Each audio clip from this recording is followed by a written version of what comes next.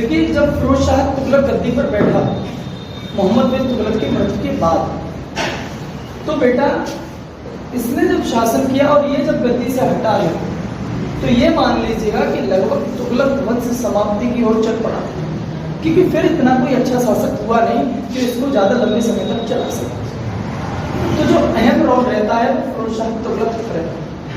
और फिरोज शाह तुगलक जो रहा, जिसने शासन किया, इसने बड़े अच्छे ढंग से शासन किया। ढंग का मतलब ये कि इसने बेटा कभी ज्यादा लड़ाई झगड़े नहीं लड़े, इसने ज्यादा लड़ाई झगड़े नहीं लड़े, इसने सबसे ज्यादा लोक कल्याण काम कराए। लोक कल्याण का मतलब होता है जिससे जनता का भला हो। सबसे ज्यादा दिल्ली सल्तनत में लोक कल्याणकारी कार्य कराने वाला अगर शासक है तो बेटा फिरोज शाह तुगलक। लोक कल्याणकारी कार्य कैसे होते हैं? जैसे सड़क का बनवाना, इसमें बेटा बताया जाता है कि लगभग 12,000 बाग लगवाए थे, 12,000 बाग लगवाए। तमाम इसने कुएं खुदवाए ताकि लोग सिंचाई अच्छे से कर सकें, पानी की व्यवस्थाएं हो सकें। इसके बाद बेटा इसने लगभग 300 नगर नए बसे, इसने तमाम स्कूलों को बनवाया ताकि जनता के बच्चे अच्छे से पढ़ सकें, लिख सकें। इसने बहुत सारे अच्छे काम करे। तो अगर आपसे प्रश्न पूछ लिया जाए कि बताइए दिल्ली सल्तनत में लोक कल्याणकारी कार्य कराने वाला शासक कौन सा रहा है, तो बेटा फिरोज शाह तुगलक। अगर वहीं पर आपसे मैं एक प्रश्न पूछूं कि बताइए सिंचाई के लिए नहरों का निर्माण करने वाला पहला शासक कौन था बेटा? गयासुद्दीन तुगलक, ठीक है ना। फिरोज शाह तुगलक से एक तो ये बना। दूसरी बात ये याद रखना कि जब मोहम्मद बिन तुगलक की मृत्यु के बाद ये गद्दी पर बैठा, तो इसने जो अपना शासन चलाया बहुत अच्छे ढंग से चलाया, तो इसके आर्थिक और प्रशासनिक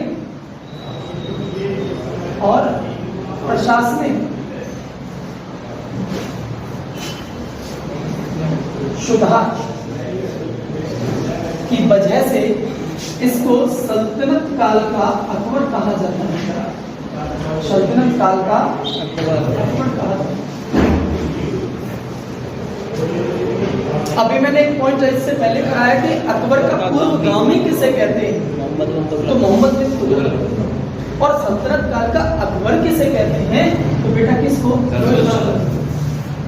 कि इसमें आर्थिक और प्रशासनिक सुधार बहुत अच्छे किए, ठीक है ना। इसके बाद बेटा अगली बात ध्यान रखना, अगला प्रश्न क्या बनेगा? अगला प्रश्न ये बनेगा कि इसने फिरोज शाह तुगलक ने एक काम और किया कि जो जजिया कर काफी समय से चल रहा था, इस जजिया कर को ब्राह्मणों पर लागू कर दिया। किस पर? ब्राह्मणों पर लगाया। पहले भाई ब्राह्मणों पर यह जजिया कर नहीं लगता था। सबसे पहले जजिया कर की शुरुआत भारत में अगर की है तो किसने की है? बोलिए, मोहम्मद बिन कासिम। और जब मोहम्मद बिन कासिम ने जजिया कर लगाया था गैर मुसलमानों पर, जो मुस्लिम नहीं है उन पर लगाया, और कहा साफ साफ कि देखिएगा इस जजिया कर को मैं बूढ़ों से, बच्चों से, विधवाओं से, ठीक है ना, लूले लंगड़ों से और ब्राह्मणों से मैं इस जजिया कर को नहीं वसूलूंगा। तो उस समय पर ब्राह्मणों से भी जजिया कर नहीं लिया जाता। लेकिन बेटा फिरोज शाह तुगलक जब गद्दी पर बैठा है तो इसने जजिया कर ब्राह्मणों से भी वसूलना शुरू कर दिया। इसलिए एक अहम प्रश्न परीक्षा में बनता है कि बताइए कि ब्राह्मणों पर जजिया कर की वसूली करने वाला पहला शासक और वही प्रश्न अगर ये पूछा जाए कि बताइए जजिया कर की वसूली करने वाला पहला शासक कौन, तो मोहम्मद बिन कासिम। फर्क है ना दोनों प्रश्नों में। भाई जजिया कर की वसूली सबसे पहले किसने की है? मोहम्मद बिन कासिम। लेकिन अगर वहीं पर बात ये कर ली जाए कि बताइए ब्राह्मणों पर जजिया कर की वसूली पहले किसने की है? सबसे पहले, तो ये फिरोज शाह तुगलक, ठीक है। इसने एक काम और किया, इसने एक काम ये किया बेटा कि इसके भाई जो कौन है, जोना खां है, मोहम्मद बिन तुगलक है, इस जोना खां की याद में इसने जौनपुर शहर बसाया। तो यूपी का ही जिला है जौनपुर, तो जौनपुर शहर किसकी याद में? बेटा जोना खां की याद में ये याद, ठीक ठीक है ना, अपने भाई की याद में, जौना खान की याद में इसने एक शहर बसाया। नाम क्या रखा उसका? जौनपुर। और इसको जौनपुर को एक उपाधि दी गई है, इसको कहा जाता है पूर्व का सिराज। आपसे पेपर में पूछा जाए कि पूर्व का सिराज किस शहर को कहा जाता है? जौनपुर। बेटा इसने तमाम और नए नए शहर बसाए। अगर हम बात करें फिरोजाबाद की, फिरोजाबाद भी बेटा इसी ने बसाया। अगर हम बात करें फतेहाबाद की, तो फतेहाबाद भी फिरोज शाह तुगलक ने बसाया। बात करें हिसार की, तो हिसार भी इसी ने बसाया। अगर हम बात करें फिरोज शाह कोटला की, तो फिरोज शाह जो कोटला है बेटा दिल्ली में, ये भी किसने बसाया है? फिरोज शाह ने बसाया। ठीक है, फिरोज शाह तुगलक ने बसाया। अच्छा, फिरोज शाह कोटला एक मैदान भी है, क्रिकेट स्टेडियम पता है दिल्ली, फिरोज शाह कोटला स्टेडियम। इसका नया नाम क्या रख दिया गया? बिल्कुल, very good, Arun Jaitley stadium. ठीक है, अरुण जेटली बेटा हमारे यहाँ पूर्व वित्त मंत्री रह चुके थे, तो मर गए, लेकिन निर्मला सीतारमण से पहले वित्त मंत्री कौन थे? अरुण जेटली। ठीक है ना, तो अरुण जेटली के नाम पर ही फिरोज शाह कोटला स्टेडियम का नाम बदलकर अरुण जेटली स्टेडियम कर दिया। ठीक है ना, तो ये इसने इस प्रकार से शहर बसाए हैं। ठीक है, थोड़ा लिख लेंगे, उसके बाद आगे और पॉइंट्स बताते हैं क्या क्या बताते हैं। देखिए, सबसे पहले अगर हम बात करें तो बेटा इसने एक काम क्या किया कि इसने उलेमाओं के कहने पर, उलेमाओं के कहने पर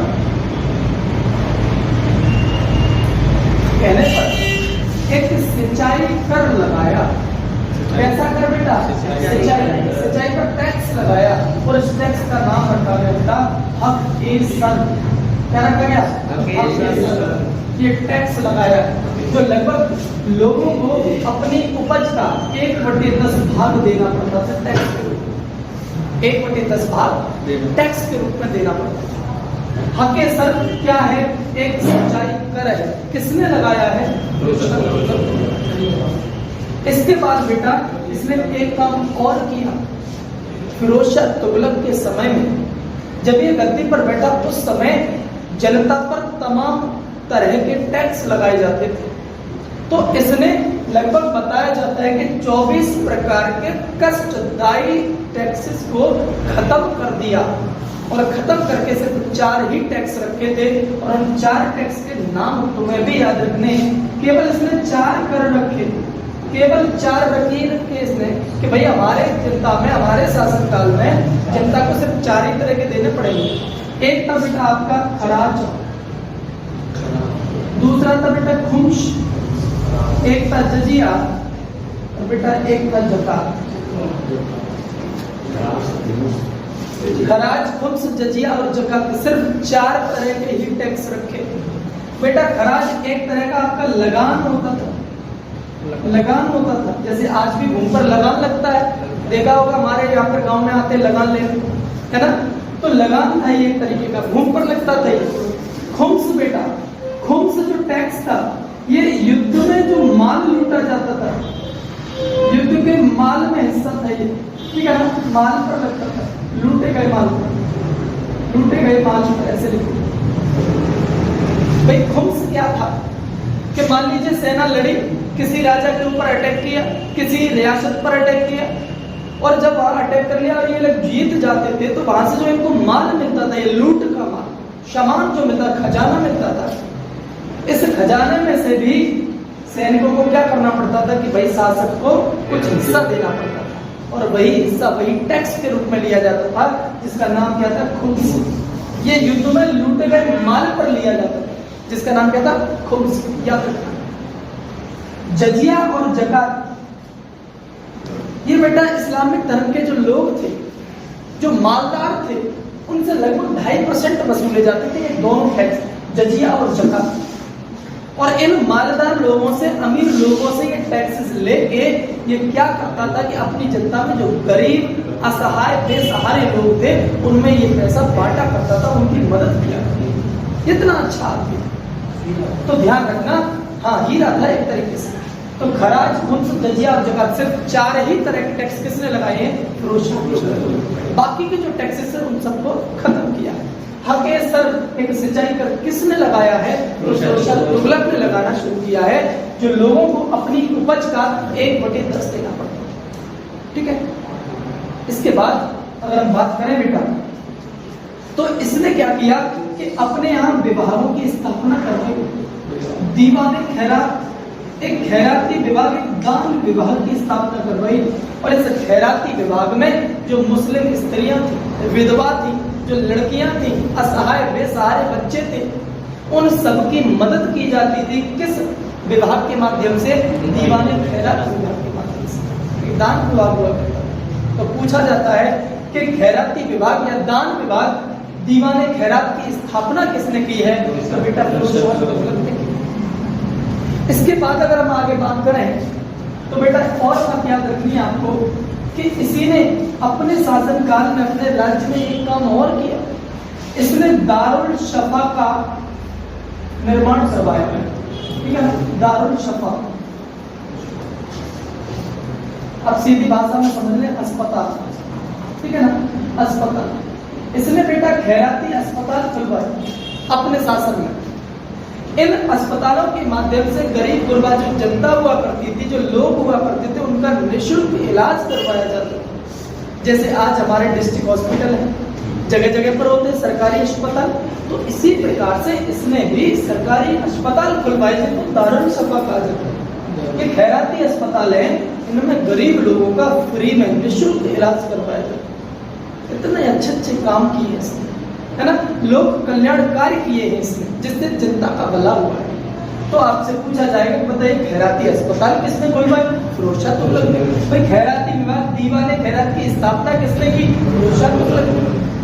बाकी के सारे टैक्सेस को खत्म करके केवल 4 ही टैक्स चलाए थे किसने? फिरोज शाह तुगलक। कौन कौन से थे? खराज, जजिया, जकात, 2 खासे याद रखने और 2 बात क्लियर। एक सिंचाई कर लगाए थे, नाम हक ए सर लिख लीजिए, जिसके कारण जनता में भ्रष्टाचार फैल गया।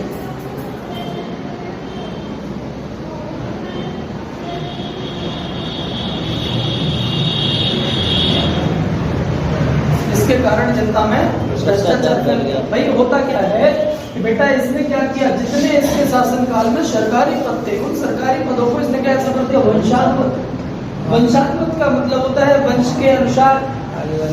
अगर आज मैं अगर सरकारी पोस्ट पर हूँ तो आने वाली पीढ़ियां जितनी मेरी सारी होंगे, मेरे बच्चे, मेरे नाती, मेरे पोता, मेरे संती पंती जो भी होंगे, वो सारे के सारे वही पद को ग्रहण करते चले जाएंगे। समझ गए ना, कोई दूसरा उस पोस्ट पर नहीं आ सकता। समझ गए ना, बढ़िया किया। लेकिन बेटे बाकी कहाँ जाएंगे?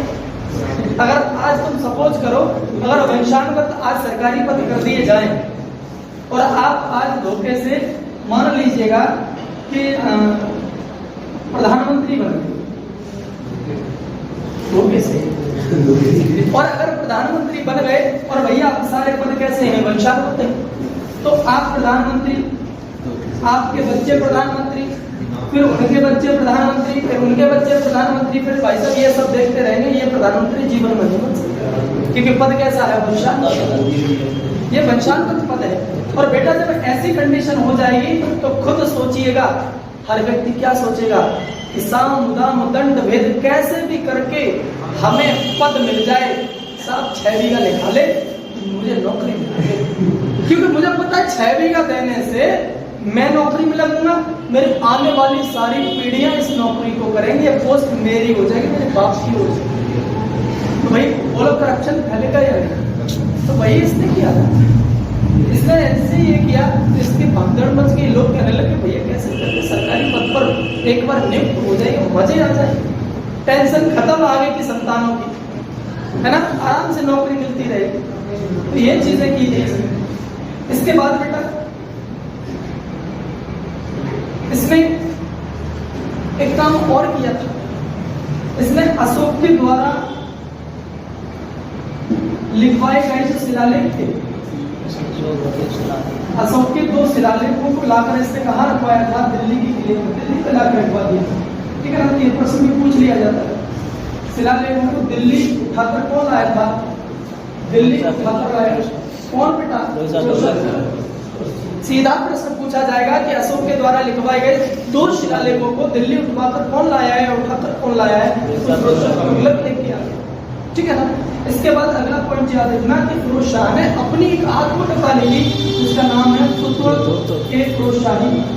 फुतुहत ए फिरोज शाही, ठीक है ना, फिरोज शाही। ये इसकी आत्मकथा है जो फारसी भाषा में लिखी। किस भाषा में? फारसी भाषा में लिखी गई है।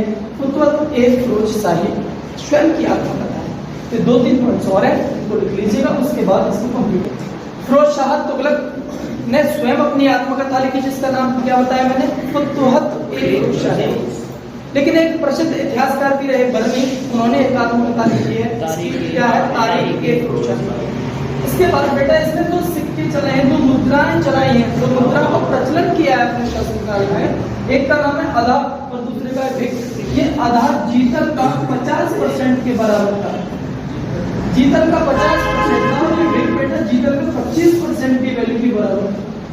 ठीक है ना। तो आधार और भिक 2 मुद्राएं किसने चलाई हैं? तो फिरोज शाह तुगलक ने चलाई है। बेटा फिरोज शाह 1388 में इसकी मृत्यु हो जाती है। इसकी मृत्यु उम्र के बढ़ने के कारण होती है। लगभग ये 80 साल की उम्र में जाकर के इसकी मृत्यु हो जाती है और मृत्यु होने के बाद तुगलक वंश समाप्ति की ओर चल पड़ता है। आगे चल के मंगोल आक्रमण होते हैं। एक व्यक्ति तैमूर लंग है जिसके बारे में हम कल बात करेंगे। और तैमूर लंग जो आक्रांता है, ये आकर अटैक करता है और अटैक करने के बाद इसके साथ एक व्यक्ति रहता है खिज़र खां, जो इसका एक प्रमुख सहयोगी था।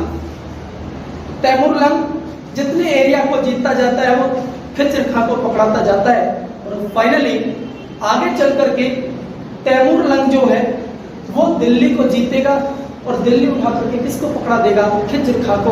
और खिज़र खां उस पर एक वंश की स्थापना करता है जिसका नाम है सैयद वंश। ठीक है ना। तो सैयद वंश के बारे में हम मिलते हैं कल। ओके, कल पढ़ाई करेंगे इसके बारे में।